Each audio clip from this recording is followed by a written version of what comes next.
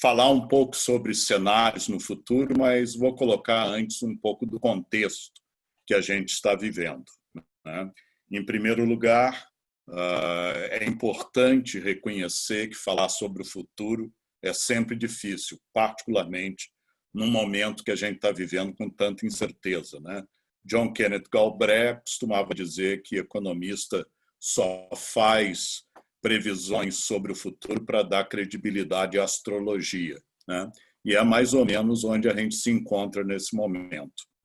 Mas eu vou utilizar esses 30 minutos, mais ou menos, que eu vou falar, e vou discutir 7 pontos. Eu sou fã de um artigo de um psicólogo americano chamado George Miller, que era professor em Harvard, que ele, lá nos anos 50, escreveu um artigo que é um dos artigos mais famosos da psicologia, que se chama 7 mais ou menos 2, o número mágico, porque ele estava estudando a capacidade da gente guardar na nossa memória de curto prazo informações, né? E a avaliação dele, baseada em pesquisa, era que, tipicamente, você consegue guardar 7 chunks, 7 pedaços de informação na sua memória de curto prazo. Então, os pontos que eu vou discutir com vocês são os seguintes. Primeiro, um que imagino todos já se deram conta, que não é uma gripezinha, também não é a gripe espanhola, né? E daqui a pouco eu vou discutir um pouquinho, vamos dizer, quão dramática é essa pandemia. Depois eu vou rapidamente analisar as estratégias de diferentes países em frente a essa pandemia e colocar em perspectiva a situação brasileira, com quem que o Brasil se parece mais nesse momento.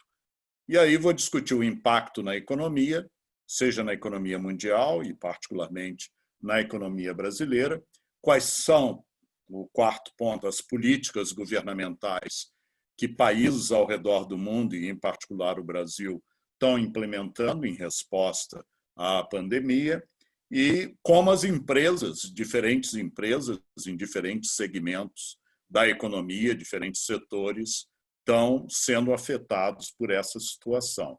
E aí, no final, vou falar um pouquinho da situação global, né?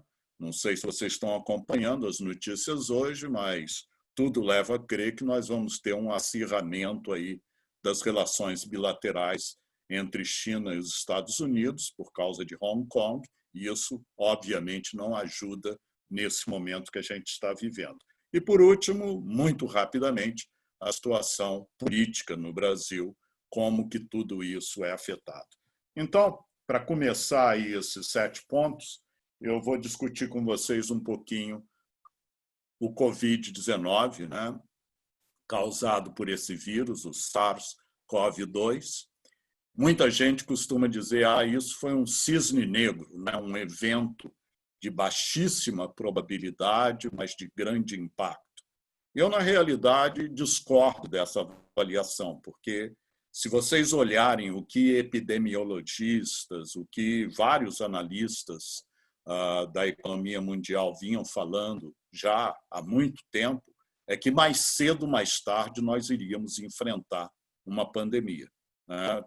O Bill Gates, por exemplo, tem uma fala dele bem conhecida, está no YouTube, onde ele coloca como um dos grandes riscos que ele via, porque a Melinda Gates Foundation tem aplicado muitos recursos, né, na área de saúde. Eu interagi muito com eles quando eu estava no Banco Mundial, e a questão fundamental para eles é exatamente programas de saúde. Então, ele estava muito atento a essa questão, mas não era só o Bill Gates.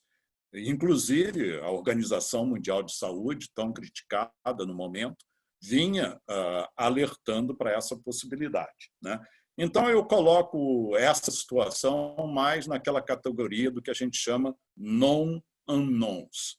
Quer dizer, são eventos que a gente sabe que podem acontecer, mas que foram muitas poucas as experiências que nós tivemos no passado para prever com certeza quais serão as implicações, né? E como se preparar para isso.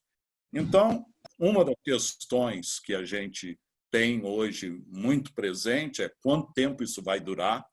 Será que nós vamos ver outros surtos do Covid-19 ou se isso acaba em 2, 3 meses? O presidente Trump, por exemplo, lá no início, disse que em abril isso desapareceria. Obviamente, os fatos contradizem essa proposição.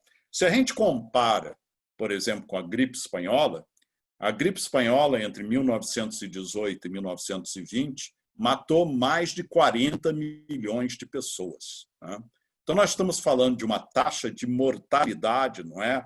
A taxa de fatalidade é o número de óbitos com relação às pessoas infectadas. A taxa de mortalidade é o número de óbitos com relação à população mundial. Então, a gripe espanhola foi algo da ordem de 2% a taxa de mortalidade. Obviamente, nós não estamos falando nada parecido nesse momento, mesmo porque a ciência médica, a nossa capacidade de responder é muito melhor do que há 100 anos atrás. Né?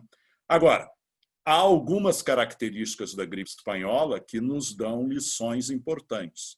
Por exemplo, a gripe espanhola ocorreu em 3 surtos. Né? O mais dramático foi em 1918, mas ocorreram outros surtos até 1920. Então, a expectativa de epidemiologistas, e aqui deixando muito claro, eu não sou médico, mas todos nós viramos epidemiologistas amadores nesses últimos meses. Né? A expectativa é que nós vamos ver outros surtos. Né? Isso é uma característica desse tipo de epidemia que, eventualmente, vai fazer com que a gente tenha novos impactos econômicos. Quão dramáticos serão esses surtos vai depender muito das medidas de saúde pública que a gente adote em cada país. Né? Uma característica do Covid é que nós estamos aprendendo, né? É que ele tem um período de incubação relativamente longo, aí de cerca de 2 a 14 dias. E o que nós aprendemos é que muita gente assintomática, mas já infectado, começa a shed o vírus, começa a transmitir o vírus. Né? Então, essa é uma grande preocupação. O Covid não tem a taxa de fatalidade que nós vimos em outros coronavírus, como SARS, o MERS, porque esse, sim, tinha uma taxa de fatalidade muito mais elevada. Mas um lado bom disso é que as pessoas morriam e não contaminavam outros. No caso do Covid, como a gente sabe, cerca de 80% das pessoas, não é que seja uma gripezinha, mas não é um grande drama. Agora, 20%, particularmente pessoas com problemas de saúde, diabéticos, etc., e também pessoas mais idosas, como eu, essas certamente têm observado uma taxa de fatalidade bem mais elevada. Né? Então, essa é a situação. Ele tem uma taxa de replicação de 2,5. Né? Quer dizer, uma pessoa infectada tipicamente infecta 2 pessoas e meia. Enquanto que a gripe espanhola, aquela que teve esse impacto dramático que eu mencionei no início, tinha uma taxa de replicação de 1,8. Quer dizer, o Covid é até mais infeccioso do que a influenza, que hoje se acredita era uma espécie de H1N1 lá da gripe espanhola. Ele não parece ter um caráter sazonal óbvio. Né? Nós estamos vendo, ele foi de região para região, começando lá na China, né? Mas hoje, aqui o Brasil, nós estamos nessa situação dramática que somos já o segundo país com o maior número de pessoas infectadas no mundo. Né? E, além disso, nós também sabemos que vai levar muito tempo para se alcançar o que a gente chama de imunidade de rebanho. O que é a imunidade de rebanho? É quando você tem cerca de 66% da população infectada, porque aí, automaticamente, a velocidade de contaminação cai, porque as pessoas vão adquirir anticorpos, etc. Se bem que essa também é uma grande questão, se a gente realmente tem imunidade permanente contra o SARS-CoV-2. Tudo isso são áreas de incerteza nesse momento, né? Então, nós hoje estamos numa situação em que temos mais de 5 milhões e 600 mil pessoas infectadas no mundo, temos mais de 350 mil mortes no mundo e, infelizmente, o Brasil vem avançando aí nesse ranking. Hoje de manhã, eu estou usando os dados da Johns Hopkins, mas eles são similares aos dados oficiais brasileiros. Nós temos hoje cerca de 391 mil pessoas infectadas e cerca de 24.500 fatalidades, né? Os Estados Unidos é o campeão, aí com 1 milhão e quase 1 milhão e 700 casos confirmados e 99 mil fatalidades nesse momento. O Brasil está em número 6 em termos de óbitos nesse momento, mas está aumentando significativamente, na medida em que ontem, por exemplo, já foi o país com maior número de óbitos por dia, né? Então, esse é o quadro do ponto de vista da epidemia. Aí vem a questão de como é que diferentes países, né, têm tratado a pandemia do ponto de vista de saúde pública. Então, você tem, num extremo, a situação de lockdown, que é uma quarentena absoluta, que muitos poucos países têm condição, capacidade de implementar. O caso mais óbvio, a China, né? A China demorou para iniciar as suas medidas de saúde pública lá na província de Hubei, que foi onde o vírus apareceu, mas no momento ali, meados de janeiro, quando ficou claro que não apenas o Covid, o SARS-CoV-2 se transmitia de humano para humano, como também um impacto no sistema hospitalar começou a ficar evidente, eles adotaram um lockdown draconiano, que poucos países, muito poucas sociedades têm a capacidade de implementar.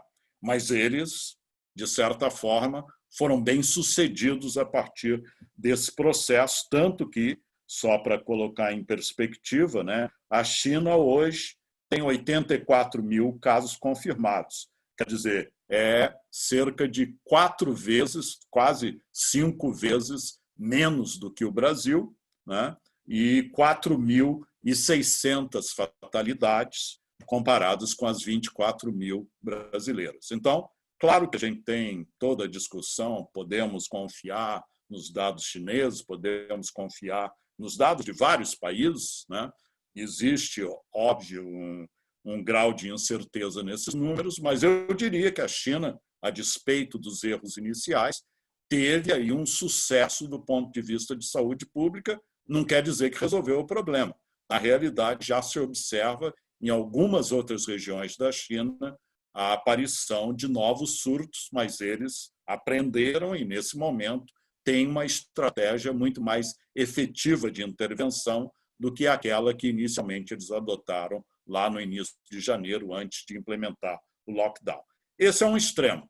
Aí você tem outros países que implementaram lockdown, como, por exemplo, a Itália, quando ficou óbvio, na região do Piemonte, a dramaticidade, né, da situação, tanto que a Itália é um dos países, está somente atrás dos Estados Unidos e Reino Unido em termos de número de fatalidades, né? Ela implementou um lockdown draconiano, mas demorou um pouco. Mesma coisa a Espanha. E aí você tem a estratégia de imunidade de rebanho, né? Que é a estratégia que, por exemplo, a Suécia e o Reino Unido, no início, se bem que o Reino Unido reverteu, particularmente depois que o primeiro-ministro ficou doente com o Covid-19, eles mudaram a política para uma política de lockdown. Mas essa estratégia de imunidade de rebanho, o único país, vamos dizer, que temos boas informações, que tentou adotar de uma forma estratégica esse tipo de abordagem, é a Suécia, né?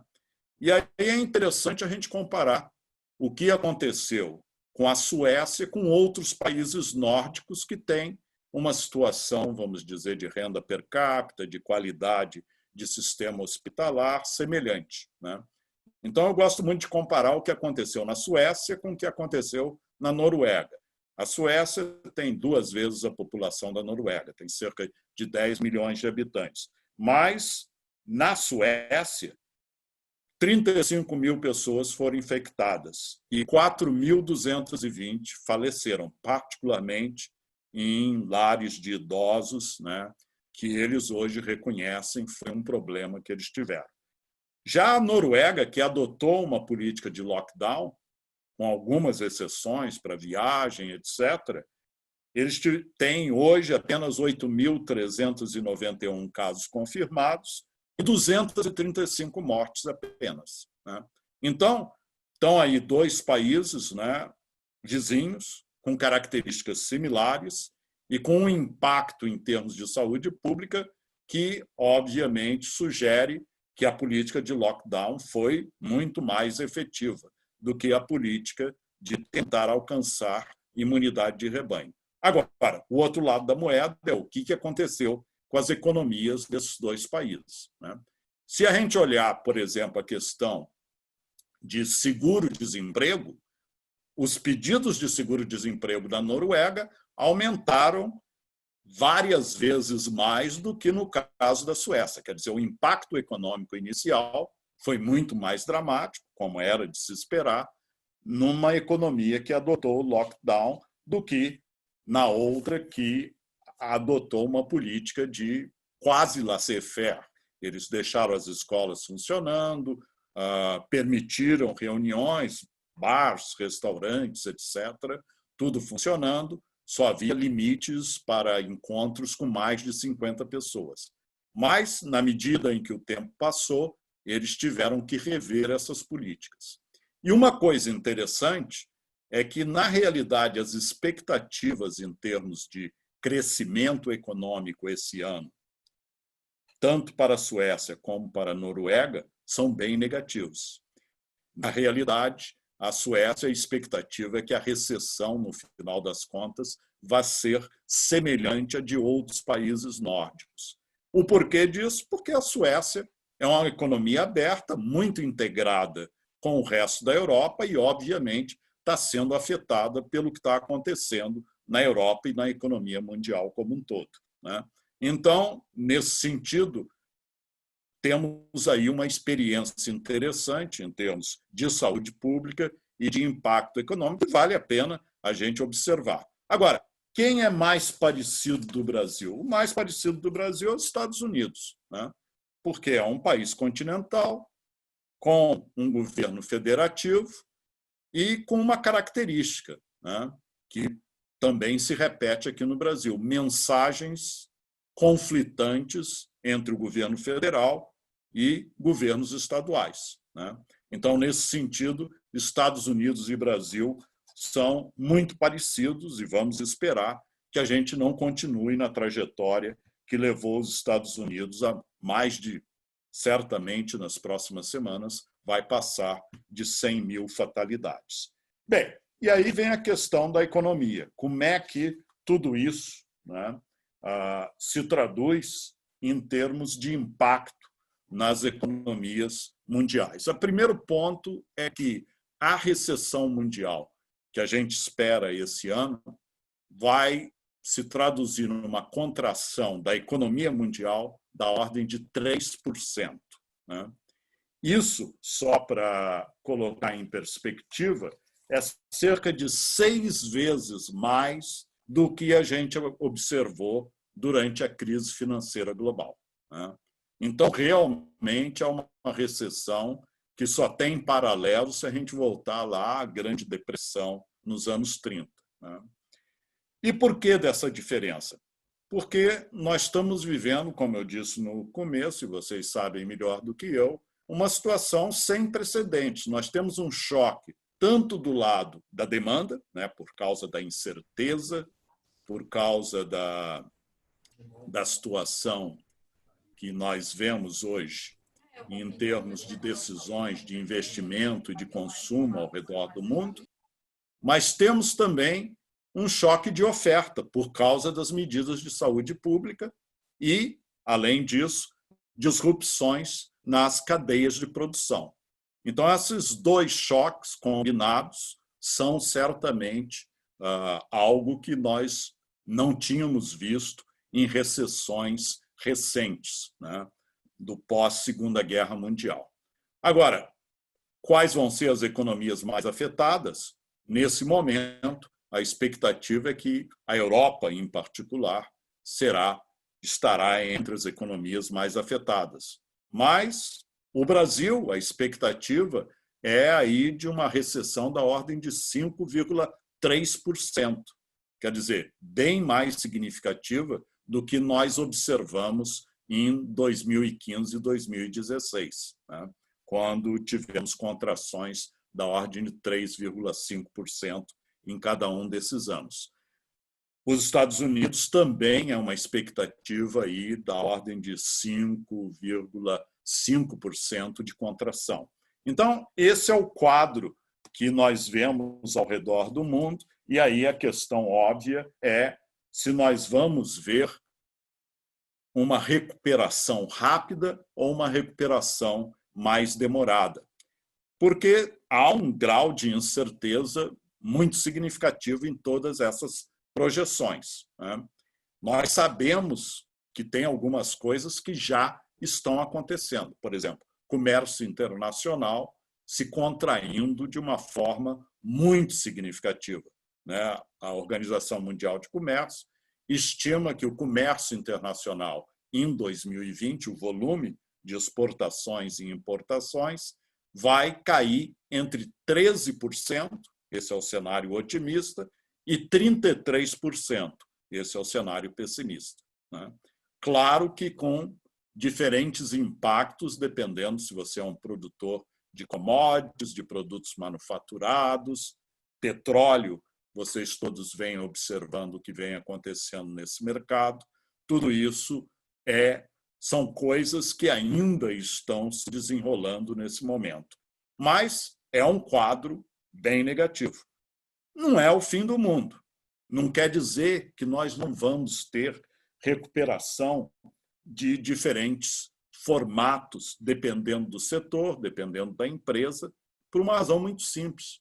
Da mesma forma que esse choque do Covid-19 não tem precedentes, as políticas governamentais que nós estamos vendo ao redor do mundo também não têm precedentes, né? Eu costumo dizer, nós somos todos keynesianos agora. O que isso quer dizer? Todo mundo é favorável a intervenções governamentais, expansão de política fiscal e expansão de política monetária através dos bancos centrais, né? Para vocês terem uma ideia, entre os países industrializados, a média é de um esforço fiscal em 2020 de mais do que 6% do PIB. E no caso dos Estados Unidos, está acima de 11% do PIB os anúncios que já foram feitos pelo governo, a administração Trump. No caso brasileiro, entre países em desenvolvimento, nós somos um dos mais ativos, não apenas uma expansão significativa de linhas de crédito, também diminuição da Selic, atividades que o Banco Central, de forma muito apropriada, vem tomando, mas também os programas que o governo anunciou, eles, aí depende como a gente fizer essa conta, mas eles são da ordem de 6,5% do PIB. Quer dizer, o governo está reagindo. Agora, isso é uma questão, digamos, uma coisa é o anúncio das medidas, outra coisa é a implementação. Daqui a pouco eu discuto isso em mais detalhe. Mas, certamente, nós estamos vendo ao redor do mundo medidas governamentais muito significativas de estímulo à economia. E isso, naturalmente, faz com que a gente se pergunte, será que essas medidas não serão suficientes para a gente ter uma recuperação mais rápida? E aí a gente entra naquela discussão que eu tenho certeza todos vocês já participaram de alguma forma, que é saber se a recuperação da economia dessa recessão profunda, que vai ficar particularmente dramática aí no segundo trimestre desse ano, né, que nós já estamos aí no meio, se ela vai ser uma recuperação em V, quer dizer, que seja uma recuperação rápida, que no segundo semestre de 2020 nós já estejamos de novo operando bem próximo da situação pré-pandemia, uma recuperação em U, quer dizer, vamos ter uma recuperação, mas vai demorar mais tempo, ou uma recuperação em L. O que é uma recuperação em L? Esse é o medo que alguns analistas têm, que o impacto no mercado de trabalho, né, no caso dos Estados Unidos, muito provavelmente a taxa de desemprego vai chegar aí a cerca de 20%. Os Estados Unidos, que estavam operando a pleno emprego, com uma taxa de desemprego da ordem de 3,5% em dezembro do ano passado. No caso brasileiro, né, nós estamos vendo também uma trajetória, nós já tínhamos um desemprego elevado, certamente vamos chegar aí a uns 15% nos próximos meses, né? E, obviamente, eu não estou falando aqui do setor informal, vocês conhecem bem os problemas das nossas medições de emprego, desocupação, etc., dadas as características do nosso mercado de trabalho.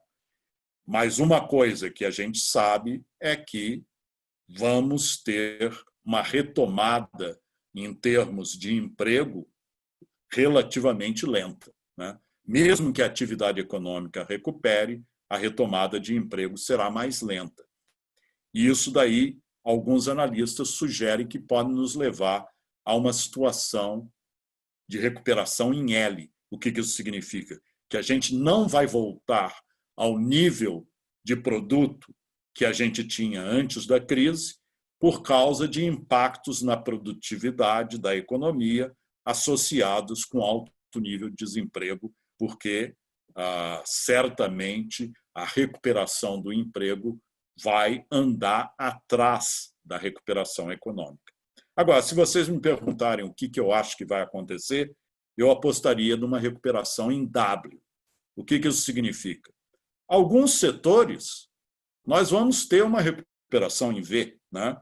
Se você é uma empresa manufatureira que não tem problemas na sua cadeia produtiva em termos de insumos, e você vê uma recuperação no varejo, por exemplo, na medida em que as medidas de distanciamento social são abandonadas, você, basicamente, se você manteve os seus empregados, é uma questão de apertar os botões e voltar a produzir, né?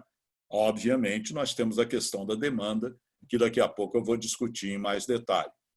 Mas, se você está em setores de hospitalidade, hotéis, bares, toda a questão de setores de apoio a convenções, por exemplo, esse certamente, e essa é uma das grandes características dessa crise, né? É uma crise que está afetando particularmente o setor de serviços, que é 70% da economia brasileira.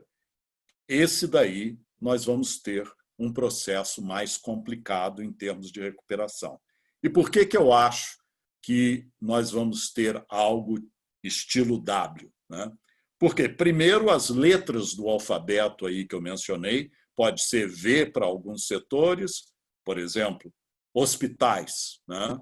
Hospitais hoje estão focando no Covid-19 e, com isso, obviamente, as suas receitas estão sendo afetadas porque operações mais complexas estão sendo adiadas, mas, admitindo que amanhã nós tenhamos uma vacina ou tenhamos tratamentos terapêuticos adequados, eles vão ver uma recuperação em V, uma recuperação rápida, né? Porque houve essa demanda reprimida. Essa demanda não vai ser destruída, ela vai ser basicamente afastada temporalmente, né? Agora, por outro lado, vão ter setores, e aqui eu estou falando de hotéis, estou falando de bares, restaurantes, que até que a gente tenha, de novo, a certeza, né, de que a possibilidade de infecção é relativamente baixa, porque atingimos imunidade de rebanho, ou porque temos uma vacina, ou porque existem medicamentos adequados, esses daí vão demorar um pouco mais tempo. Então, será em U. Mas o W vai vir de um outro aspecto. A possibilidade de novos surtos, né? Lembrando aí o que eu falei da gripe espanhola, muito provavelmente, até que tenhamos uma vacina, ou até que atinjamos a imunidade de rebanho, nós vamos ver outros surtos. Só que agora a gente está melhor preparado para enfrentar esses novos surtos. E também por um outro aspecto, que é um aspecto que eu diria que é particularmente relevante, no caso brasileiro, em todas as economias, mas particularmente nesse momento no Brasil, que é o seguinte: esse processo de lockdown, mais ou menos rígido no caso brasileiro, dependendo do estado, dependendo da situação, obviamente está criando crises de liquidez. E se a gente não reabre, se a gente não tem a capacidade de negociar linhas de crédito, essas crises de liquidez vão se transformar em crises de solvência. Esse é um problema que pode criar novos choques na economia. Então, seja porque teremos novos surtos epidêmicos, seja porque a médio prazo, e isso eu estou dizendo daqui a 3 meses mais, se a gente continuar a ter alguns entraves ao tipo de relacionamento natural que a gente tinha antes da pandemia, haverão segmentos que vão realmente ter problemas em termos de solvência. E isso vai criar novos choques sobre a economia. Por isso que eu diria que eu aposto num W, não quero dizer que vai ser um W perfeito, no sentido de que a próxima perna de queda vai ser igual a que nós estamos observando hoje. Mas isso é uma maratona, não é uma corrida de curto prazo, porque, infelizmente, de novo, eu não sou especialista em vacinas, mas tudo que eu leio e que está disponível sugere que nós estamos falando, na melhor das hipóteses, final de 2020, muito mais provavelmente lá por volta de 2021. Né? Então, esses são os cenários em termos de impacto na economia e de recuperação que a gente pode ver nesse momento.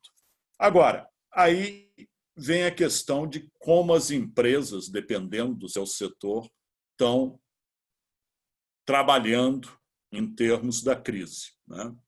E, de novo, se você é dono de uma empresa aérea, esse não é um bom momento. Né? Como vocês sabem, ao redor do mundo, as empresas aéreas estão operando aí cerca de 80% abaixo a 90% abaixo das suas operações tradicionais. Vocês provavelmente estão a par que a Latam está pedindo nos Estados Unidos a recuperação judicial, né? Não é aplicando para uma falência, mas é recuperação judicial e, muito provavelmente, aqui no Brasil, terá que fazer isso também a médio prazo.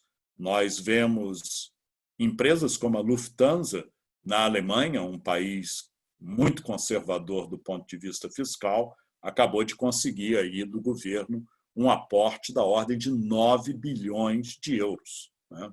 Então, é o que eu já mencionei, nós todos somos keynesianos nesse momento. Mesmo num país como a Alemanha, há um esforço fiscal na tentativa de evitar que empresas que estão particularmente sendo afetadas por problemas de liquidez, que isso se transforme num problema de solvência. Agora, se a gente traduz isso em termos de fluxos de turismo, se a gente traduz isso em termos do que vai acontecer com os hotéis, né, dá para sentir que nós temos implicações muito significativas em alguns segmentos da economia brasileira, né, que dependem mais de turismo do que outros. eu posso lhes dizer que, por exemplo, no Caribe, né, a situação é dramática, porque em algumas economias, ilhas do Caribe, elas dependem cerca de 60% até 80% de uma maneira ou outra do turismo. E, obviamente, nesse momento está praticamente paralisado, né? E tem implicações, por exemplo, você pega um país como a Jamaica, produção de alimentos para hotéis está sendo dramaticamente afetado, porque os hotéis estão basicamente inoperantes nesse momento. Então, isso daí vai depender muito de setor a setor, né? Se você vê uma cadeia de produção como sapatos, por exemplo, vamos dizer que amanhã você possa abrir, ou têxteis, né? Você possa abrir sua fábrica, ou você já não tenha mais problemas para abrir suas operações, e aí vem a questão, ok, mas do ponto de vista do consumidor, o consumidor está fazendo compras, o varejo está operando, e obviamente isso cria problemas que podem ser também significativos sob a decisão de quando que você vai abrir, quando que você vai pegar e implementar atividades que vão ter um custo fixo mais elevado para você do que aqueles que você está operando hoje. Uma regra básica, né, é que, obviamente, aquelas empresas que entraram na crise com uma situação de liquidez melhor, obviamente, estão melhores preparadas para enfrentar essa tempestade. Mas, de uma maneira geral, existem análises sendo feitas tanto para empresas relativamente grandes, tanto de capital aberto, como empresas de capital fechado, mas de grande porte. Existem análises que mostram que cerca de 40% delas já encontram problemas de financiamento com 3 meses de paralisação de atividades, né? Problemas de liquidez, né? Quer dizer, já não tinham caixa suficiente e, com isso, obviamente, estão se endividando, né? E isso, obviamente, vai criar no futuro questões que me levam a apostar aí na recuperação em W que eu mencionei para vocês. O setor de lazer é um setor, obviamente, mais afetado nessa crise e é um problema sério, porque como você vai voltar a operar, né? Então, primeiro, empresas com maior liquidez estão melhor posicionadas. Empresas que têm um business model, um modelo de negócio, que se adapta melhor a essa situação, obviamente, tem a capacidade de administrar a crise com muito mais facilidade. Se você é uma iFood, se você tem trabalho em plataformas digitais, obviamente você tem condições de transitar com mais tranquilidade em meio a essa crise. Não quer dizer que você também não esteja sendo afetado, né? As suas margens podem ser pressionadas, por exemplo, pelo fato que você vai ter que dar pagamentos extras para os seus funcionários, todo o trabalho de higienização, etc., que vão aumentar custos, né? Mas, obviamente, você está melhor posicionado. Empresas que têm rendas recorrentes, escolas, por exemplo, se elas conseguem transitar para ensino à distância, elas têm uma posição mais tranquila, desde que tenham a capacidade de entregar um produto que os seus clientes, os pais das crianças, estejam confortáveis com a qualidade desse produto, porque os contratos, né, não se rompem, né? Agora, também, empresas de seguro, nesse momento, estão nadando de braçada, porque você tem a possibilidade de continuar a receber, mas uma série de atividades de risco, inclusive acidentes de trânsito, caíram dramaticamente por causa das medidas de quarentena, né?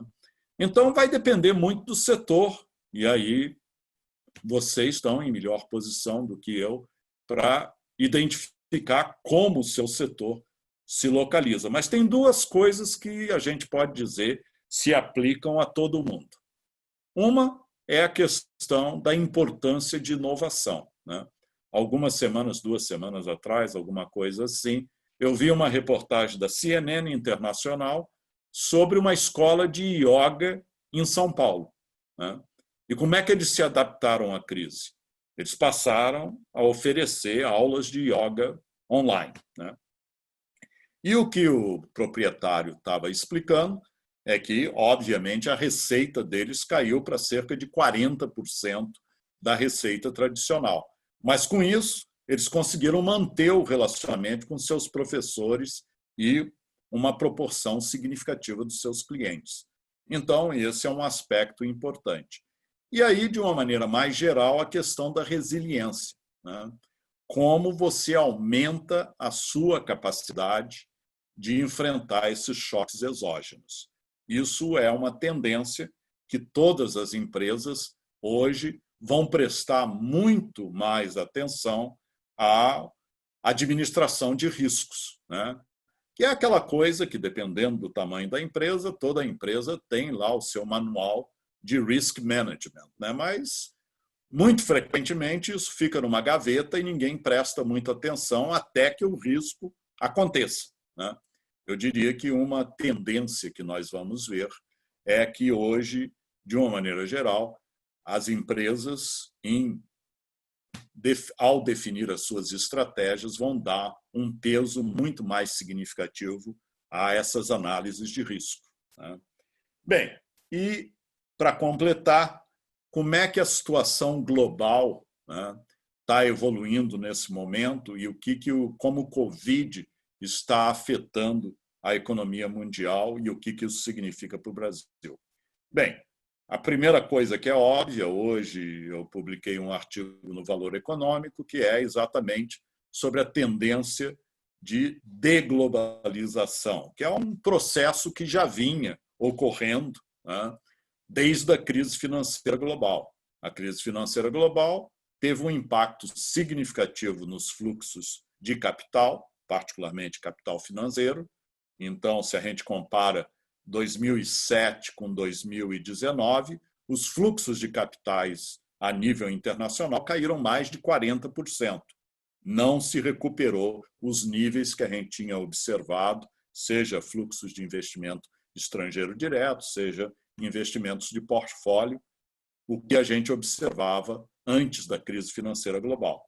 O comércio internacional também sofreu. A elasticidade do comércio, qual seja, quanto o comércio internacional cresce em relação ao crescimento do PIB mundial, que lá nos anos 90 estava entre 2 e 3, a elasticidade, quer dizer, o comércio crescia de 2 a 3 vezes mais rapidamente do que o PIB mundial. Nos últimos anos, desde a crise financeira global, essa elasticidade está por volta de 1. Quer dizer, o comércio internacional cresce para e passo com o PIB mundial. E esse ano, na realidade, ano passado isso já aconteceu, vai ser uma elasticidade abaixo de 1. Quer dizer, o comércio vai se contrair mais, o comércio internacional, mais do que o PIB mundial, que também está contraindo significativamente.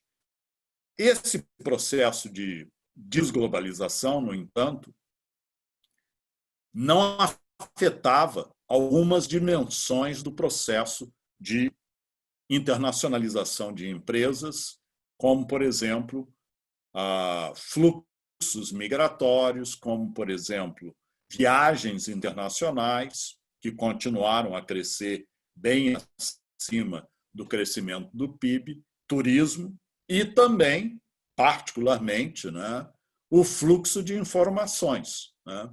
De todas essas dimensões, a única que a expectativa é que nós vamos continuar a ver muito dinamismo é no fluxo de informações, né? Todo mundo hoje está envolvido em webinars, seja domesticamente, seja internacionalmente. Eu, nas últimas 3 semanas, participei de 3 internacionais, é um bom exemplo de fluxo de informação internacional. Agora, o que está acontecendo em termos de políticas em países-chave da economia mundial, particularmente Estados Unidos e China, cria um espectro ainda mais, vamos dizer, dramático para expectativas futuras de integração da economia mundial. O conflito comercial e tecnológico entre China e Estados Unidos está aqui para ficar. Houve muito otimismo quando a fase 1 do acordo entre China e Estados Unidos foi acordado em dezembro do ano passado, se bem que, na época, eu e várias pessoas escrevemos que não havia chance nenhuma da China expandir as importações dos Estados Unidos aos níveis acordados no acordo. Mas, de qualquer forma, pelo menos parecia que o conflito mais aberto tinha chegado a um momento de trégua, né? E isso era um ponto positivo para a economia mundial.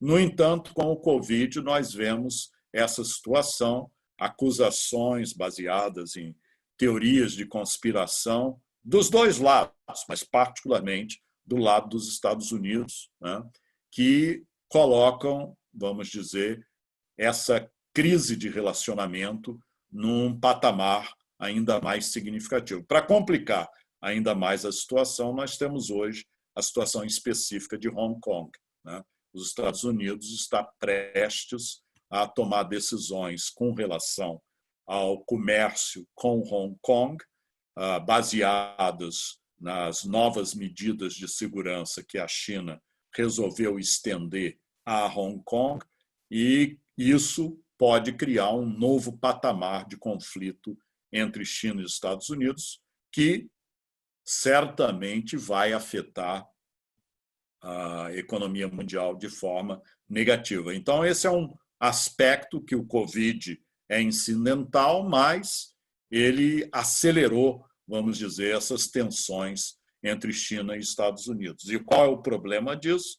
É que, muito provavelmente, nós vamos ver uma tendência à fragmentação da economia mundial, tanto no campo econômico quanto no campo tecnológico. Vocês provavelmente estão acompanhando o que vem acontecendo com as políticas dos Estados Unidos vis-à-vis a Huawei, que é a maior fornecedora de equipamentos para telefonia 5G, né? E por causa de dúvidas sobre a confiabilidade dos equipamentos, em termos, será que o governo chinês terá acesso às informações transmitidas por esse equipamento, os Estados Unidos impôs uma série de sanções à empresa, que é, de longe, a maior produtora de equipamentos 5G no mundo na atualidade. E isso pode levar também a uma fragmentação tecnológica nessa briga por hegemonia tecnológica, que também não é bom do ponto de vista do dinamismo da economia mundial. Para o Brasil, em particular, isso cria uma situação particularmente espinhosa, porque, do ponto de vista ideológico, nós estamos muito mais alinhados com os Estados Unidos, com a administração Trump, mas, do ponto de vista econômico, a realidade é que hoje a China é o nosso principal parceiro comercial. Como navegar isso sem criar marolas adicionais é algo que a gente tem que prestar muita atenção. E o ponto final, né? Eu recentemente escrevi um artigo que eu mencionei o vídeo que o ministro Paulo Guedes lançou em março, o Ministério da Economia lançou em março, discutindo, né, a questão da como a Covid estava apresentando a economia. E ele mencionou que são duas ondas, né, a onda associada à crise da saúde pública e a outra onda econômica, e que a gente tem que administrar ambas de forma a equilibrar aí o cuidado com a vida de todos os brasileiros, mas, ao mesmo tempo, da recuperação da economia. E, nesse artigo que eu escrevi, eu disse que, na realidade, nós estamos vamos ver uma série de ondas, seja por causa do tipo da recuperação em W, que eu já mencionei para vocês, seja por causa desses conflitos, digamos, entre China e Estados Unidos, que podem afetar até positivamente, se você é produtor de commodities, no caso brasileiro, muito provavelmente para os produtores de soja e minério de ferro, porque a Austrália também está tendo problemas com a China a nível político nesse momento. Isso pode ser favorável à Vale, pode ser favorável ao agribusiness brasileiro de uma maneira geral. Mas, dependendo de como a gente administre isso, em termos de ruído com relações a falas não muito apropriadas a nível do governo federal com relação à China, isso pode se transformar em um problema a médio prazo. Então, esse é o quadro que fica ainda mais complicado por causa da crise política. Nós vimos o governo, a administração Bolsonaro, chegou ao poder numa situação única, né? É uma administração que chegou ao poder sem ter um partido forte por trás dela, sem ter apoio da mídia tradicional e com apoio, digamos, fragmentado entre o poder econômico. Desde então, nós vimos essa situação em que o presidente resolveu romper com o partido que o utilizou para chegar à presidência e está agora tentando formar um novo partido e, naturalmente, também tentando ampliar uma coalizão dentro do Congresso. Mas o grande problema, no caso brasileiro, é o nível de fragmentação que nós temos no nosso Congresso, né? São mais de 30 partidos políticos e, obviamente, esse presidencialismo de coalizão leva a um tipo de relacionamento que o governo Bolsonaro, inicialmente, tinha dito que não iria se envolver. Isso está mudando rapidamente nas últimas semanas. Vamos ver como isso vai evoluir. Mas uma coisa é certa: se em cima da crise da saúde pública e da crise econômica nós tivermos uma crise política, as ondas vão se transformar em tsunamis. E isso não é bom para ninguém. Então, eu vou parar por aqui. A gente pode discutir, em meio às perguntas que eventualmente existam, como as diferentes medidas de auxílio emergencial, o Pronamp, etc., e o que precisa ser feito, né, para realmente fazer com que o dinheiro chegue na ponta. Já que, como eu já disse, o Brasil, em termos de anúncios de expansão fiscal, fez anúncios bem significativos, está na direção correta, não resta dúvida, a gente tem que ter em mente isso, que nós vamos ter que pagar isso, né? Então, a dívida pública brasileira, que estava ali por volta de 76%, 77% do PIB, vai certamente chegar a uns 100% do PIB por volta de 2021, né? Não apenas por causa da expansão fiscal e o déficit primário se expandindo dramaticamente, mas também por causa da retração do PIB aí da ordem de 5%, 5,3%, segundo o FMI. Ora, como que a gente vai pagar isso? Será que vamos aumentar impostos? O Brasil já é um país com uma das cargas tributárias mais elevadas entre países em desenvolvimento, da ordem de 33% do PIB, muito similar a de países industrializados, e, além disso, um sistema tributário extremamente complexo. Eu diria que a reforma tributária continua a ser um dos aspectos mais importantes para se avançar, se a gente vai evitar problemas em termos da recuperação da economia a nível macro em 2021, né? Mas esse é um problema que nós vamos ter que administrar com muito cuidado a médio prazo, e isso vai necessitar uma coerência muito grande entre o Executivo e o Congresso na discussão dessas reformas. Bem, eu paro por aqui e, se houver perguntas, estou à disposição. Muito obrigado, né? Já temos 4 perguntas aí. Eu vou por ordem de sequência de quem fez a pergunta e eu acho que depois do senhor, feita a pergunta, o senhor responder, se a pessoa quiser se manifestar, eu acho que a gente tem um tempo aí, pode se manifestar, sem problemas, tá? Eu vou começar com a do Enio, que foi a primeira pergunta, no início já da apresentação do senhor, da explanação, que ele fala o seguinte, professor.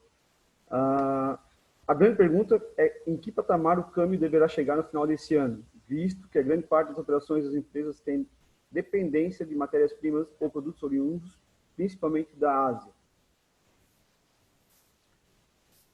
Bem, se tem uma coisa que eu aprendi na minha vida, é jamais fazer previsão sobre taxa de câmbio, né? Essa é uma área extremamente complicada. Eu fui, durante muitos anos, diretor de política econômica e dívida do Banco Mundial. E, obviamente, trabalhando com países, renegociando dívidas, particularmente programas como o RIP, que era o Programa de Alívio de Dívida para os países mais pobres, nós tínhamos que ter muito cuidado em termos de análises de como o câmbio iria evoluir. Mas é muito difícil fazer essas previsões. O que eu diria é o seguinte: de um lado, nós vemos hoje, eu não chequei, mas te digo em 10 segundos quanto que está o câmbio hoje. Mas está a 5,27, né? o câmbio comercial. E isso foi uma melhora significativa nas últimas 2 semanas. Vocês se lembram que há 2 semanas atrás ele tinha chegado aí perto dos 6, né, reais por dólar. O que está acontecendo? Bem, o que está acontecendo é interessante. Os resultados de conta corrente brasileiros, porque tivemos uma queda significativa de turismo, né, de brasileiros viajando para o exterior, tivemos também uma queda significativa de importações, mas as exportações, particularmente de commodities, estão, vamos dizer, resistindo relativamente bem, né? E aí tem uma série de outros fatores com relação ao capital estrangeiro. Esse, na realidade, foi o que movimentou o câmbio, a desvalorização do real nas últimas semanas, né? E isso é porque há uma percepção que o risco Brasil aumentou significativamente. Isso estava associado também a uma percepção de uma potencial crise política. Agora parece que a coisa se acalmou um pouco, né?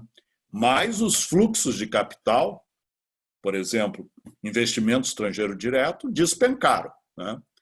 E a realidade, isso é um problema, né? A nossa imagem, a imagem do país no exterior, isso é uma coisa que eu acompanho muito de perto, no momento é muito negativa, né?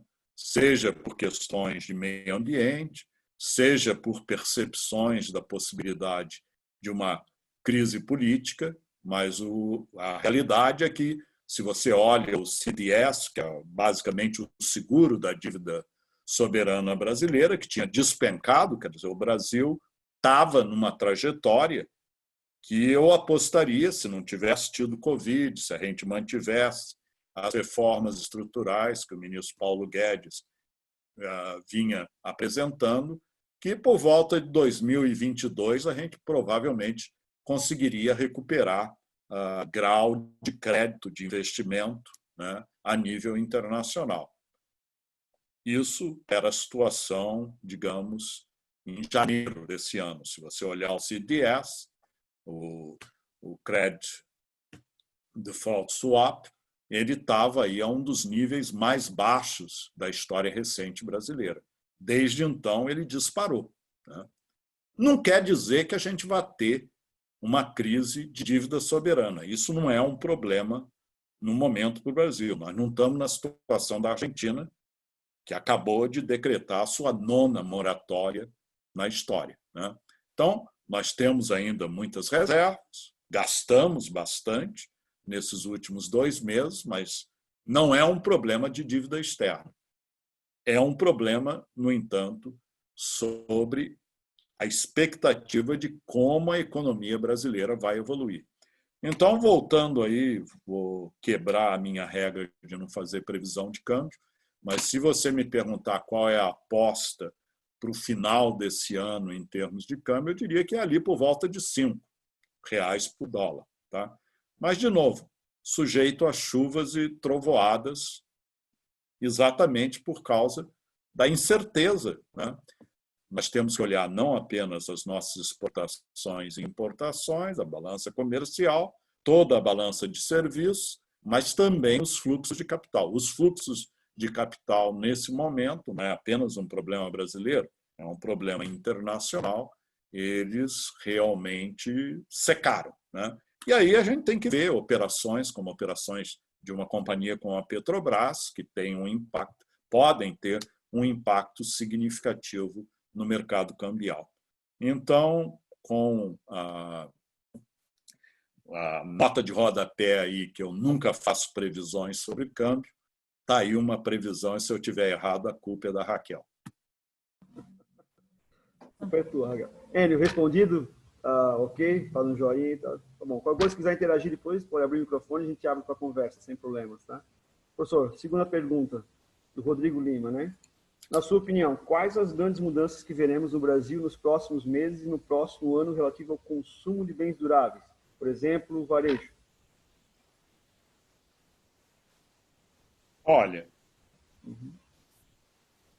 de uma maneira geral, esse é o segmento que está sendo mais afetado, né? Porque com o grau de incerteza sobre o futuro imediato, será que o meu emprego vai permanecer, etc., as pessoas estão adiando aquisições de bens duráveis. Você não vai comprar um carro agora.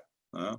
Claro que existem oportunidades que estão sendo oferecidas aí, mas é um momento em que, de uma maneira geral, bens de capital, por causa de discussões, a incerteza sobre investimento e nível de produção que você vai ter nos próximos meses.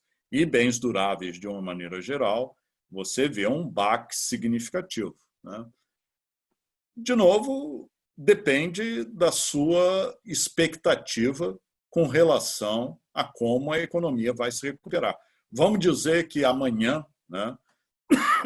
Desculpe, amanhã você tenha uma vacina efetiva que seja introduzida. Né?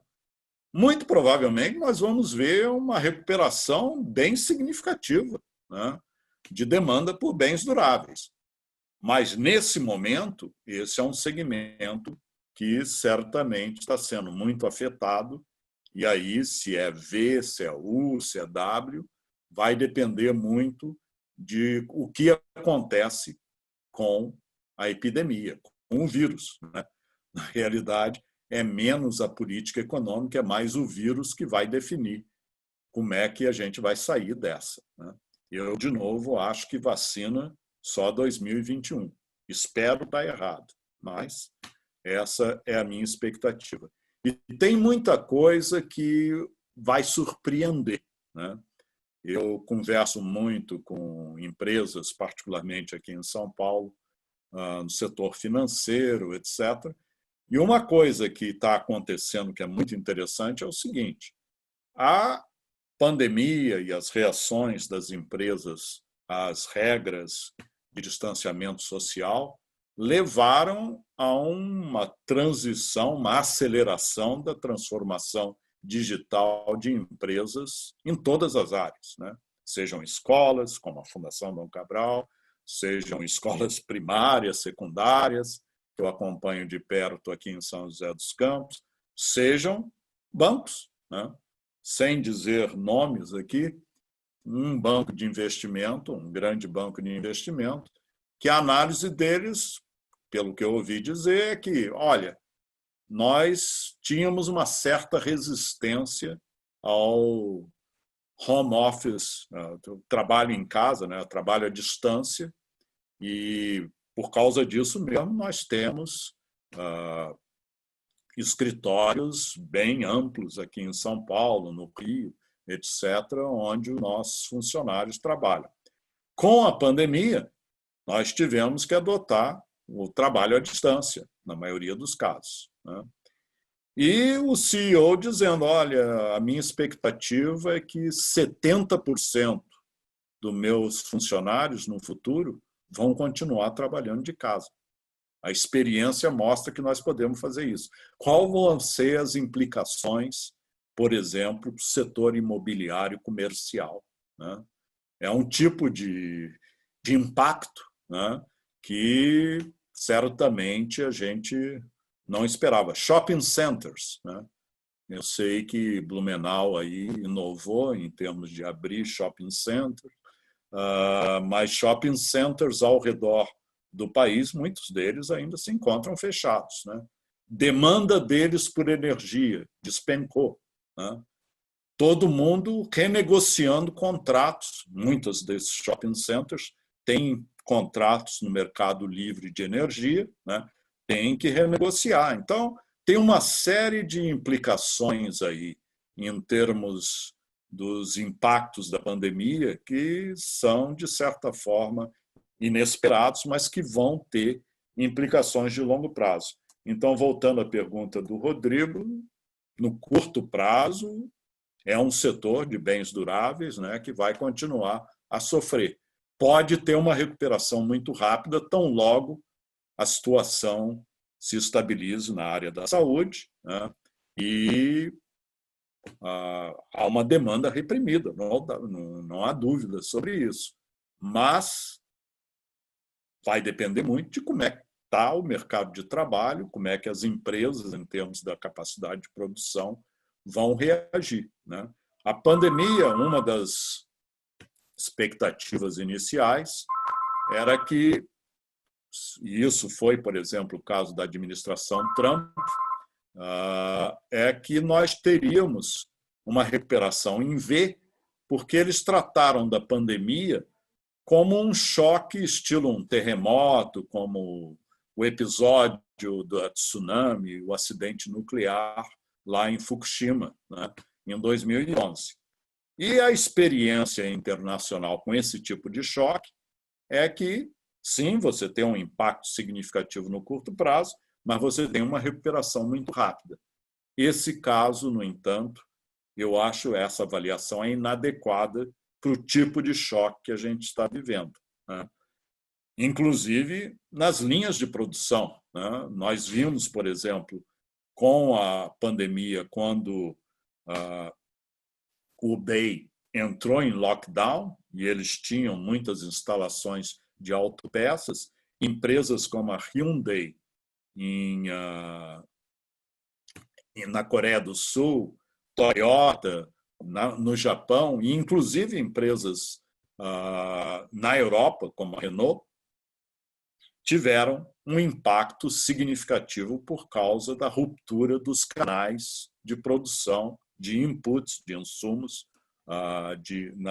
nas cadeias de produção. E isso é particularmente crítico para a indústria automobilística e para a indústria eletrônica, né? Como é que a gente vai sair disso? Eu imagino, como já disse, que nós vamos ver uma reorganização de cadeias de produção com muito mais ênfase em resiliência, em vez de just-in-time stocks, muito mais just-in-case, né? Isso, naturalmente, vai ter implicações também para custos ao redor do mundo. Então, eu diria que vai depender muito do vírus, né? Bom, agora a gente tem uma pergunta aqui do senhor Francisco, nosso cliente aí mais de uma década da Liderança Serviços, né? Que é uma empresa aí que atua aí no Brasil todo com serviços de limpeza e vigilância patrimonial. E ele coloca aqui, né, que toda crise tem oportunidades, né? E ele quer saber se o senhor acredita que teremos oportunidades, né? E qual é o lado bom dessa crise, né? O que a gente pode esperar a partir dessa crise? Eu concordo. Não resta dúvida que no momento que você é impactado por algo como essa experiência que nós estamos vivendo, oportunidades aparecem. Por exemplo, Uma das coisas que certamente nós já estamos observando é a questão da solidariedade, né?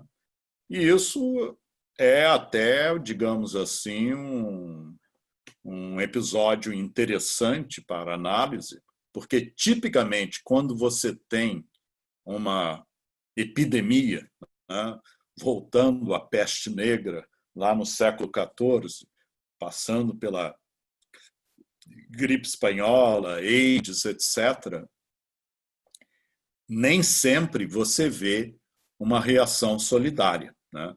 As reações, um exemplo óbvio, quarentena, né? Outro exemplo óbvio, muitos países impuseram medidas de restrições às exportações de equipamentos médicos, ventiladores, máscaras, equipamento de proteção individual, etc. É um exemplo, vamos dizer, antissolidário. Por outro lado, nós estamos vendo no Brasil e em todo o mundo, né, medidas, sejam de organizações não governamentais, sejam de empresas privadas, que me levam a acreditar que nós estamos transitando para um capitalismo de stakeholder de uma forma que algumas pessoas colocam a ênfase no propósito, né, ao invés de simplesmente no lucro. E isso é algo que eu acredito vai acontecer, não de uma forma, digamos, total, mas é um trânsito que a gente vê ocorrendo nessa direção, simplesmente porque está ficando muito mais evidente que as empresas que mantêm o seu relacionamento com os seus empregados, que têm uma política de recursos humanos mais avançada em termos de reconhecer a importância de fazer um esforço para manter a sua mão de obra nesse momento de crise, e, obviamente, as medidas do governo, particularmente para a pequena e média empresa, são medidas importantes nesse contexto, né? Elas vão, muito provavelmente, se encontrar melhor posicionadas de numa posição competitiva vis-à-vis aquelas que tomem medidas mais radicais com relação ao ajuste, né? Então, essa trajetória cria oportunidades. A outra, óbvia, é essa aceleração da transformação digital, né? Hoje, todo mundo está fazendo PhD em Zoom, todo mundo está trabalhando aí em diferentes plataformas digitais, e uma coisa que se observa é que, certamente, existem oportunidades, como eu já mencionei, por exemplo, no setor financeiro, que estavam, vamos dizer, não recebiam tanto atenção antes da crise. No setor aí de limpeza e setor de segurança, obviamente, tem aspectos, particularmente na segurança, em que a transformação digital, eu imagino, também está sendo acelerada. Já era uma parcela importante de investimentos de várias empresas, mas que novas técnicas e novas formas de atuar certamente estão sendo experimentadas nesse momento. No caso de limpeza, eu diria que, obviamente, há um problema no face-to-face contato nesse momento. Por outro lado, há um aumento da demanda, né, por empresas competentes exatamente para oferecer esses processos de higienização, né, seja em hospitais, seja de uma maneira geral. Eu diria que restaurantes, por exemplo, quando estiverem novamente operacionais, essa é uma área que vai receber muito mais atenção do que no passado. Agora, de uma maneira geral, eu diria que a grande lição dessa pandemia para um país como o Brasil é que ela está colocando um holofote na questão da desigualdade social, né? Então, para nós que estamos aqui nesse webinar, independentemente da posição financeira existem instrumentos e mecanismos para a gente administrar a crise. Agora, para aqueles 50 milhões de brasileiros em mercados informais, que não têm acesso a um computador, que precisam do transporte público, e que, obviamente, não têm a alternativa de ficar em casa, isso coloca uma série de questões que já existiam, continuam a existir, mas que certamente eu diria que é um momento para o empresariado, para o setor educacional, para todas as empresas, de uma maneira geral, prestarem muito mais atenção como a gente vai tratar desse problema para evitar conflitos sociais muito mais graves do que os que a gente já tem hoje em dia. Bom, professor, temos mais 2 perguntas só do chat. Aí depois a gente pode talvez abrir a palavra, ver como é que fica mais fácil. Mas vamos lá para a sequência aqui. A Mari perguntou, professor, como você vê a questão de novos investimentos na cadeia produtiva, novas fábricas ou ampliações para as empresas que atendem o mercado interno e as exportações? Olha, de novo, investimento está muito associado à questão de oportunidades, como é que você vê o mundo, e também a questão de incerteza. A incerteza, nesse momento, é altíssima. A reorganização de cadeias produtivas vai ser algo inevitável, mesmo que a gente tenha uma vacina amanhã, eu apostaria que nós vamos ver a reorganização de cadeias produtivas de forma significativa. Uma coisa boa, entre aspas, no caso brasileiro, é que nós somos uma economia extremamente fechada. Nós somos uma das economias mais fechadas do mundo e, por causa disso, a nossa participação em cadeias globais de produção é relativamente limitada. Santa Catarina é uma história à parte, mas o Brasil como um todo, nós temos aí a participação do comércio internacional. Se a gente pega exportações e importações de bens como em relação ao produto interno bruto, é menos do que 25%. Isso daí, nós só estamos à frente de países como Coreia do Norte, Sudão. E, nesse sentido, as nossas cadeias produtivas são muito mais integradas domesticamente. E eu não estou dizendo que isso seja bom, não, mas é um dado brasileiro. Então, é claro que existem exceções. Aqui, eu estou falando para vocês de São José dos Campos, onde eu tenho uma casa e onde eu estou passando esse período de quarentena.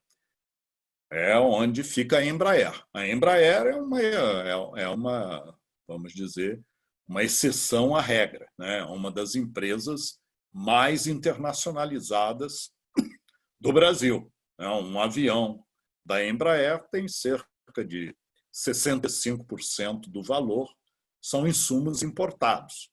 Primeira coisa que é importante entender é que, no caso da Embraer, ela tem acesso a programas especiais, a linha azul, para importações, etc., que faz com que, do ponto de vista da Embraer, o Brasil é mais ou menos como Singapura. Chega um motor lá em Viracopos, 24 horas está em São José dos Campos.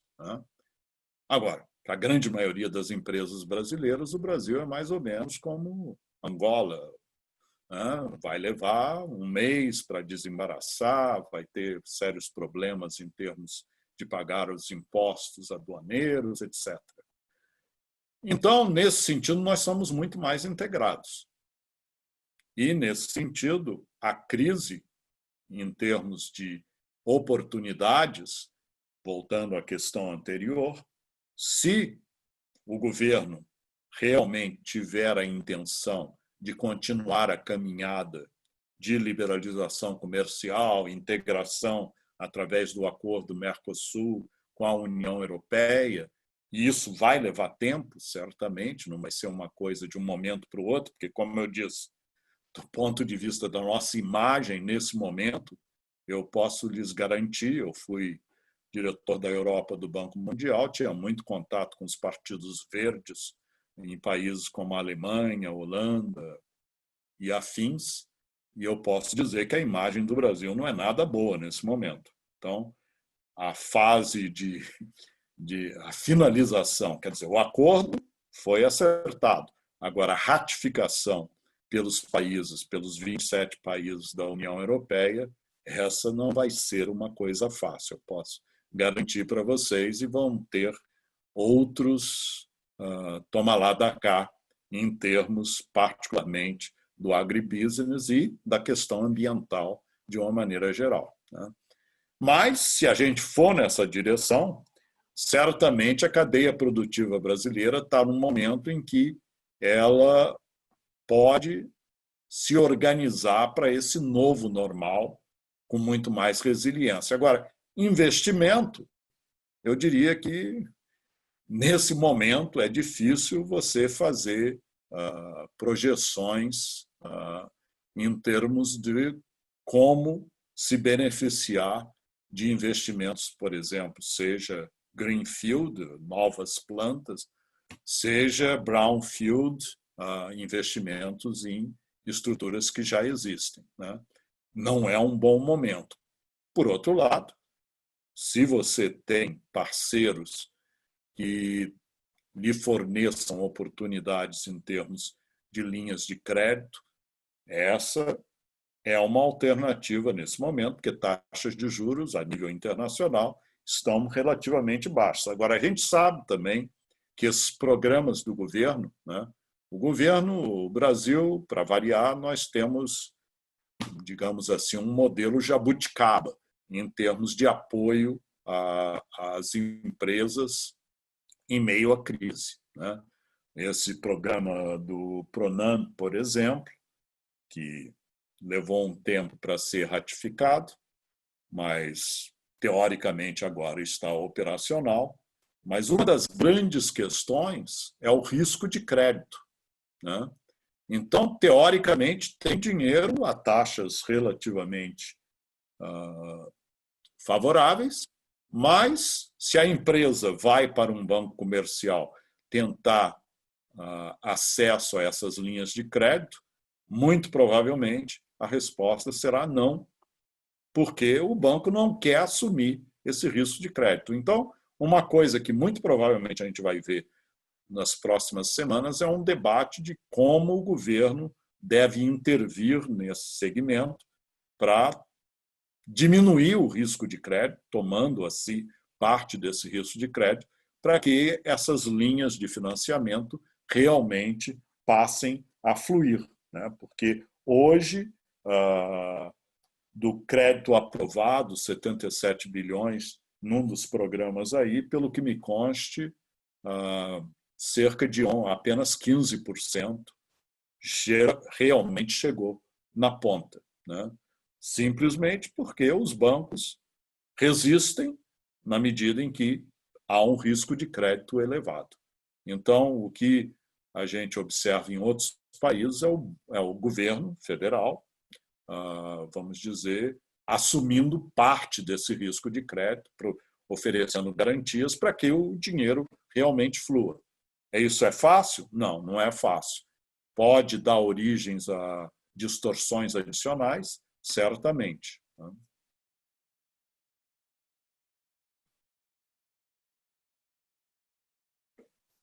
Professor Carlos, a última pergunta tem a ver um pouco com o que você estava falando agora, né? Pergunta do Edilson. Se o senhor pudesse conversar com Paulo Guedes, qual o conselho que você daria sobre a política econômica? Tem a ver com você está falando que o plano... De novo, eu falei que o nosso programa é um programa jabuticaba, no sentido que nós temos aí o auxílio emergencial, que está associado particularmente ao setor informal, são os R$600 e tal, que obviamente vai ter que ser estendido, eu diria, até o final do ano. Então, começar a fazer as contas do impacto disso no déficit primário, eu tenho certeza que a equipe econômica está plenamente consciente disso. E aí você tem as linhas de crédito para pequena e média empresa, e eu diria que uma das coisas que o governo terá que fazer é ampliar isso para empresas, né? Porque, se eu não me engano, é até 10 milhões de receita, e certamente vai ter que expandir isso para empresas de maior porte.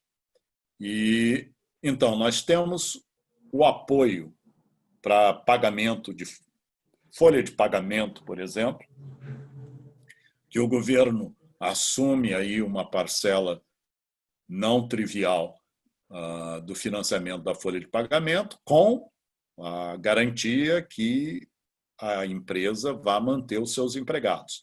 Então, esse é o modelo europeu, né? O modelo de apoio direto ao empregado é o modelo americano, né? Cada um tem as suas vantagens e desvantagens. Como eu disse, o Brasil, o nosso modelo é um misto, é uma jabuticaba, mas isso reflete a realidade brasileira, o fato que nós temos um setor informal aí muito significativo.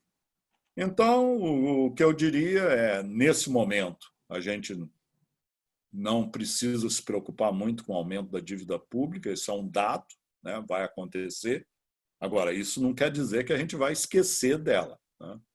Por outro lado, a questão de como fazer o dinheiro chegar na ponta, né? Porque uma coisa é você anunciar todos esses programas, etc., mas aí nós não temos, por exemplo, o Banco Central não tem nenhuma capacidade, capilaridade para fazer esse dinheiro chegar às pontas. Você tem que trabalhar com o varejo, os bancos tradicionais, né?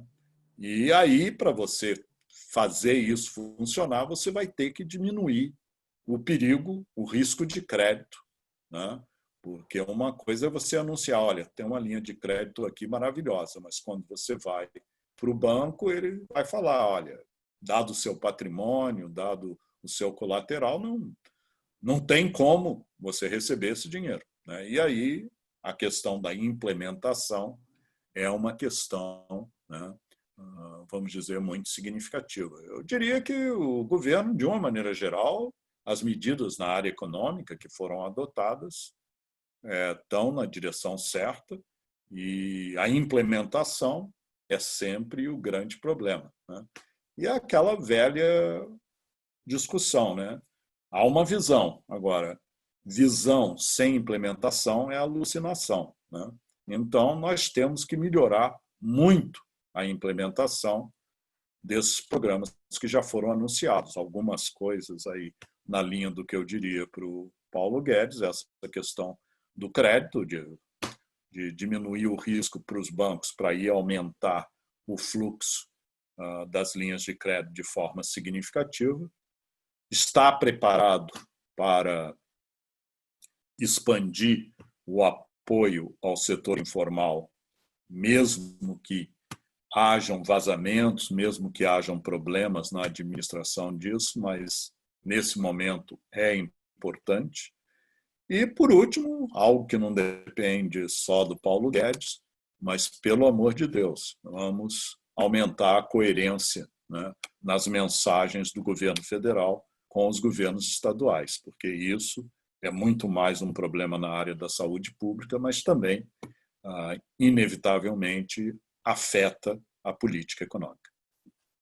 Com certeza, né, professor? Porque né, a gente já tem um ambiente instável por conta da questão da pandemia, a questão econômica, dessa crise política, né, a fuga de capitais aí, né, noticiários hoje informando, né, das incertezas dos investidores. Então, nada ajuda. Como dizem, o Brasil não é para os fracos, né? Tem que ter muita força aí, e as empresas, né, as médias empresas aí, com raras exceções, estão aí atravessando momentos difíceis, né?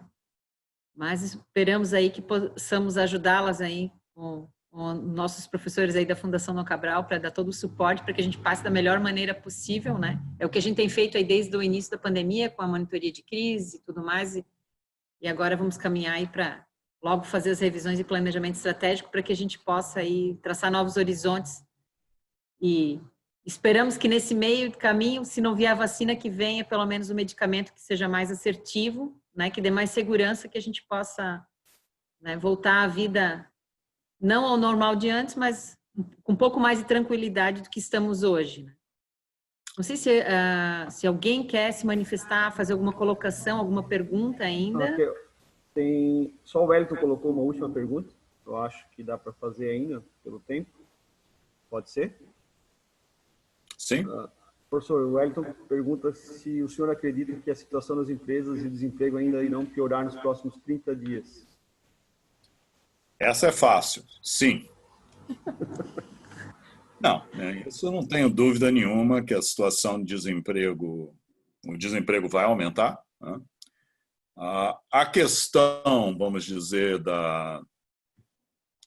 do clima empresarial, nível de incerteza, isso pode melhorar. Na realidade, se a gente olha o que está acontecendo nesse momento ao redor do mundo, as expectativas de empresários hoje, né, 27 de maio, são bem melhores do que nós víamos em abril.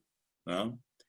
Porque, particularmente na Europa, né, e na Ásia, o período mais dramático da pandemia parece ter passado. Né? Então, existem aí as preocupações com novos surtos, etc., mas, particularmente no caso da China, a China parece que está tendo uma trajetória em V de recuperação. Mas mesmo nessa situação de otimismo, digamos, com relação à rapidez da recuperação na China, que é muito bom para commodities, no caso do Brasil, né? Mesmo nesse caso, é importante a gente reconhecer que a taxa de crescimento chinês, na melhor das hipóteses, vai ser aí por volta de 2% a 3%. Né? Quer dizer, metade da expectativa antes da crise para 2020. Né? De 6% para entre 2% a 3%. Agora, como eu disse, a questão de emprego, né? Nós vamos ainda ver um aumento não trivial de desemprego no Brasil. Então, nos próximos 30 dias, eu apostaria que, infelizmente, a gente vai ver mais desemprego. Em termos de expectativas, vamos dizer, de empresários com relação ao médio prazo, segundo semestre, etc., se nós conseguirmos, né, manter um equilíbrio aí em termos do aumento de número de casos, né? Se nós conseguirmos aumentar a testagem, né?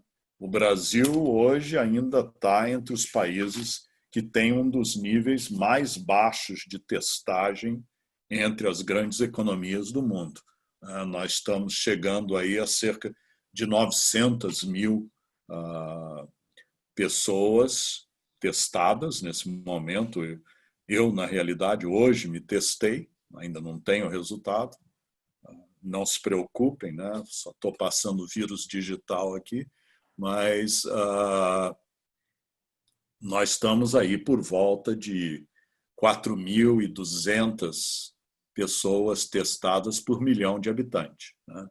Os Estados Unidos está aí por volta já de 13 mil, mas nós temos o caso assim mais significativo, a Coreia do Sul, que foi uma estratégia de testagem e tracing, né? Quer dizer, eles tiveram um surto significativo, né, em março, por causa de viagens vindas da China, e aí tiveram alguns problemas, particularmente em igrejas, né? E isso levou a um surto muito significativo. Em alguns momentos, a Coreia estava tendo 1.000 óbitos por dia, mas muito rapidamente eles controlaram. Por quê? Porque eles adotaram um sistema de testagem generalizado. Quer dizer, naquele momento, lá no início da pandemia, da epidemia, no caso da Coreia, eles já estavam testando 5.000 pessoas por milhão. Quer dizer, é mais do que o Brasil hoje testa. Né? E não apenas isso, utilizando plataformas digitais, você testava, você passava no estacionamento de um shopping center, lá tinha o teste, em 24 horas você recebia no seu telefone o resultado e imediatamente, se você estava contaminado, eles passavam a ter uma atitude de tracing para ver tracking de quem tinha estado em contato com você. Então, a Coreia teve lockdown muito localizado, né? E adotou uma estratégia muito mais aberta porque teve a capacidade de implementar essa política de testing e de testagem e de seguir todas as contaminações de uma forma muito eficiente. Em tese, se nós fôssemos capazes de fazer isso, dava para liberar a economia muito mais rapidamente. Até esse momento, infelizmente, nós ainda estamos longe disso. O governador Dória, aqui em São Paulo, anunciou, não sei se vai conseguir isso, que por volta de final de maio, no estado de São Paulo, a gente chegaria a cerca de mais de 20 mil testes por milhão de habitantes, que aí a gente estaria aí muito próximo de Alemanha, Espanha e Itália. Se isso vai ser conseguido, não sei. Eu, sinceramente, não sei qual é a situação aí em Santa Catarina, mas certamente essa questão da testagem é uma questão fundamental para a gente ter uma abertura, vamos dizer, bem pensada da economia. Ok, então respondido para o Wellington. Alguém ainda gostaria de fazer alguma pergunta? Teria alguma colocação para fazer?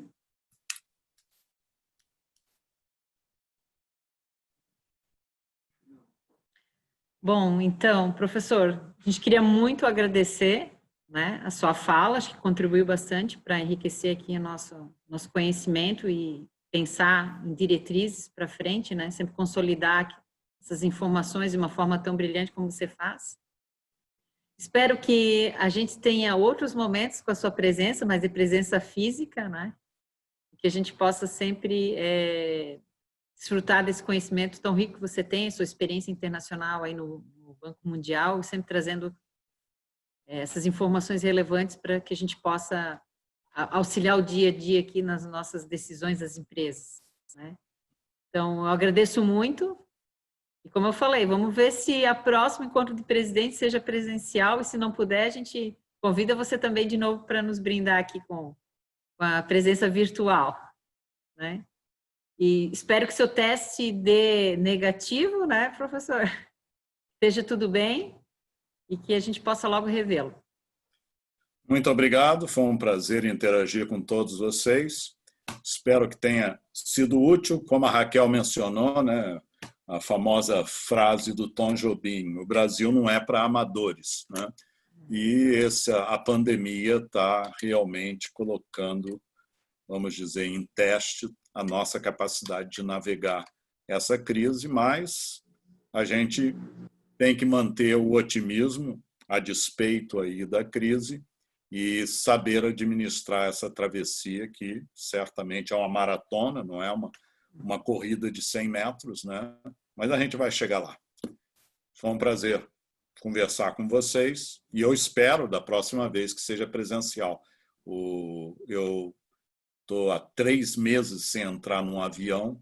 Isso é, nos últimos 30 anos, o período mais longo que eu não vou a um aeroporto na minha vida. Então, já, por incrível que pareça, eu estou sentindo falta de aeroportos. É isso aí. Para os clientes também, obrigado por ter aceito o nosso convite, né? E ter passado esse tempo aqui conosco, tá joia? Uma boa semana para todos. Boa noite.